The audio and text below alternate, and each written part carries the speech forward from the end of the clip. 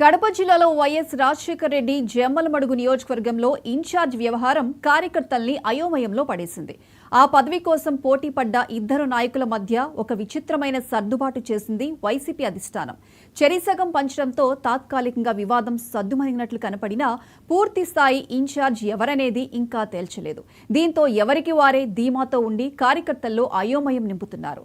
ఓ MLC మరో మాజీ MLA మధ్య సాగుతున్న ఈ దాగుడు మూతలాట ఎప్పటికి కొలుక్కు వస్తుందో తెలియదు. జమ్మలమడుగు నియోజకవర్గానికి సగం ఇన్ఛార్జీల ప్రహాసనం ఎప్పటికి ముగుస్తుందో తెలియడం లేదు.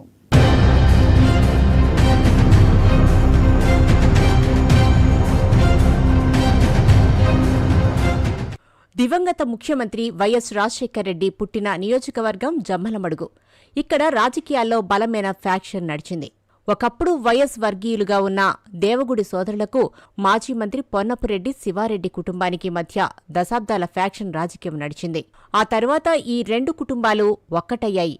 వైఎస్ కుటుంబానికి వెన్నుదన్నుగా ఉన్న దేవగుడి సోదరులు టీడీపీలో చేరిపోయారు. దీంతో అప్పటిదాకా వైరి వర్గాలుగా ఉన్న మాజీ మంత్రి పొన్నపురెడ్డి, రామసుబ్బారెడ్డి, మాజీ మంత్రి దేవగుడి ఆదినారాయణరెడ్డి వర్గాలు ఒక్కటయ్యాయి. ఈ పరిస్థితిలో ఈ నియోజకవర్గంలో వైసీపీకి ఒక నాయకుడు అవసరమయ్యాడు.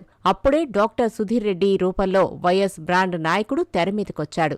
మొదటి నుంచి వైఎస్ను తీవ్రంగా వ్యతిరేకించే మైసూరారెడ్డి తమ్ముడు కొడుకైన సుధీర్ రెడ్డి జగన్కు వీరభక్తుడైపోయాడు. 2019 ఎన్నికల్లో సుధీర్ రెడ్డి భారీ మెజార్టీతో వైసీపీ ఎమ్మెల్యేగా గెలిచాడు.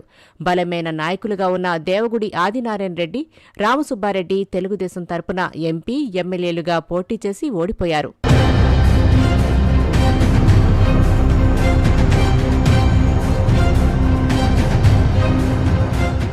2019-24 మధ్య డాక్టర్ సుధీర్ జమ్మలమడుగు నియోజకవర్గానికి తిరుగులేని నాయకుడయ్యాడు.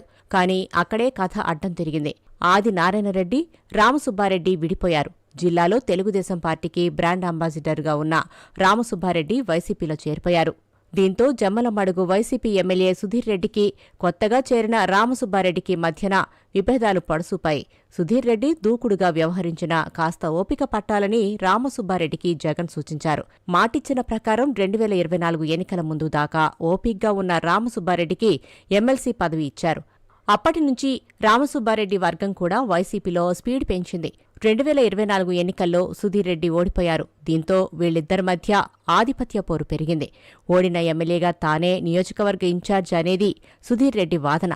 మాజీ మంత్రి, ఎమ్మెల్సీ హోదాలో తానే ఇన్ఛార్జ్ అనేది రామసుబ్బారెడ్డి మాట. ఈ పంచాయతీ జగన్ దగ్గరికి వెళ్లింది. 3 మండలాల చొప్పున పంచి ఈ వివాదానికి తాత్కాలికంగా తెరదించారు జగన్. జమ్మలమడుగు, పెదముడియం, మైలవరం మండలాలను ఎమ్మెల్సీ రామసుబ్బారెడ్డికి, ఎర్రగుంట్ల, ముద్దనూరు, కొండాపురం మండలాలను మాజీ ఎమ్మెల్యే సుధీర్ రెడ్డికి కేటాయించారు.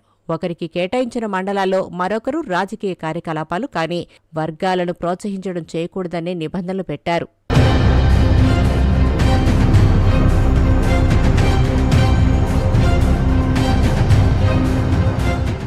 అయితే ఈ సర్దుబాటు అలా కొనసాగుతూ ఉండగానే పూర్తికాలం మొత్తం నియోజకవర్గపు ఇన్ఛార్జ్ ఎవరనే ప్రశ్న మొదలైంది.